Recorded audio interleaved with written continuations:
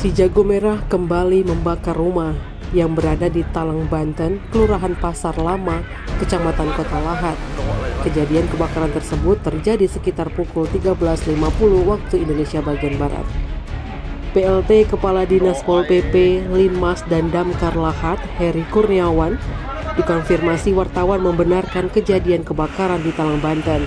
Dikatakan Heri, lokasi kejadian kebakaran termasuk lokasi padat penduduk.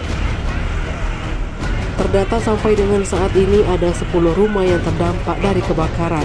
Di antaranya 6 rumah rusak berat dan 4 rumah rusak ringan. Diperkirakan asal api dari arus pendek listrik. Api bermula terlihat dari rumah Min Iskandar, dikarenakan lokasi padat penduduk, api dengan mudah menyambar rumah lain. Untuk penanggulangan dikatakan Heri diturunkan 3 unit mobil pemadam kebakaran, yakni 1 unit mobil tangki suplai, 1 unit mobil suplai BPBD, dan 1 mobil suplai DLH, serta 10 personil BPBD, 5 personil Satlantas Polres Lahat, dan 3 personil DLHD dengan personil Damkar dan Pol PP.